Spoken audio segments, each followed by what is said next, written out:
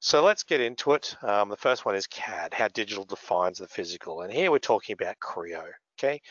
So for those of you who aren't familiar with Creo, Creo is our PTC's CAD tool. It's a suite of integrated CAD, CAM, CAE, and computer-aided industrial design solutions to basically go from concept through detailed design, simulation, manufacturing, and final documentation of the product. Okay, so it's an integrated solution that provides all of these different areas. So obviously, as a CAD tool, there's lots of different areas it can work within in the med dev space. One example I've got here, this is from a PTC customer story. A bunch of things going on. So we're looking at building a custom plate for a pelvic bone fracture. All right. So we might have some scan data of the particular area. We can take that scan point data. We can use some Creo reverse engineering tools to basically map a surface to that bone scan. We can then use our general modeling and surfacing tools to build some plate geometry for that. We can perform our integrated analysis tools to then decide where are the high stress areas, how do we need to account for this. One of the things that we see in a lot of our med dev companies is a lot of interest in additive manufacturing, right, for producing lightweight parts or things that are going to fuse better with human interfaces, right? So we can actually take that simulation and convert that sort of solid plate into a variable density lattice based on those simulation results inside Creo.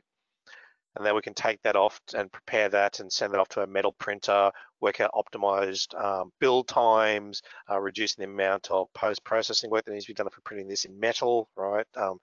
Reduce all of our support structures, all that stuff. All can be done directly inside Creo. So there's a lot of tools inside there. Another area that we see interested in is generative design. Okay, so this is the idea of basically creating autonomously using artificial intelligence, essentially to create an optimal design based on a set of system requirements like loads, constraints, materials, and manufacturing processes. Okay, so the idea is we let the system come up with the best optimal design for the solution. Okay, so again, we've done quite a few little projects actually with customers in the medical device space, because there's obviously interest around reducing weight, reducing material usage. Okay, so this is through the Creo generative topology optimization. So this can all be done directly on the PC, where we can run the setup, optimize that, build the solid geometry, and maybe refine that further, validate that further through simulation tools. PTC also has a strategy for this with cloud-based solution through the generative design extension. So the idea is that rather than running all of your combinations of use states one by one on the desktop PC, we can upload that entire study to the cloud, run every possible combination that we've set up together, and then filter and compare that to decide which is our best option, and then bring that down into our final model for reconstruction and continue on with the design. Okay, so a lot of cool tools there in the generative design side of things.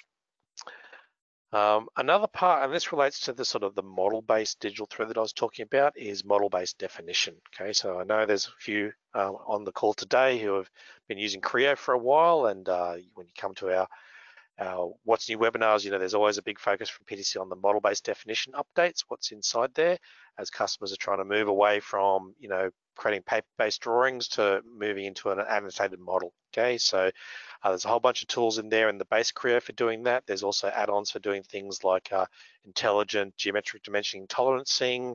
So there's a whole bunch of workflows to guide you through that. But the real idea of this is to define all of that information with semantic queries to capture what's often called PMI, product manufacturing information, inside the model, okay? And the idea is, particularly when we can make that machine readable, there's a lot of benefits for that as we move downstream, okay? So, you know, we can take that model-based information and use that in our manufacturing side. So all of those characteristics or design control characteristics defined in CAD, they can propagate through into Windchill, into PLM, which we'll talk about in a bit, so they're visible there into the manufacturing views, into our work instructions we might create from that. So we're actually leveraging all of that information rather than having, you know, somebody put it on a drawing, then somebody needs to go and recreate that information again inside a manufacturing instruction.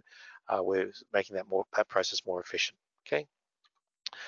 And customers seeing the benefits of that, right? So fully annotated 3D model, you know, basically, you know, 40% faster documentation, you know, 60% reduction in first article inspection time, and 90% less product conformances.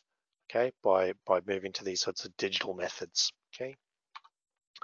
An example of a customer using Creo on this side, College Park, okay, for prosthetic feet. So this was more on the designs of the simulation side of things, doing a lot of optimization for their prosthetic foot, now 40% stronger and 10% lighter based on what they did with the tools. So if you want to know more about that, we have run a number of webinars on quite a few of these tools, some of the additive manufacturing, generative design, I guess our Creo 10 What's New highlighted some of these tools as well. Composites was another area that was a new module recently introduced in Creo 10 for dealing with lightweight products and structures. There's a whole bunch more information you can see on that as well.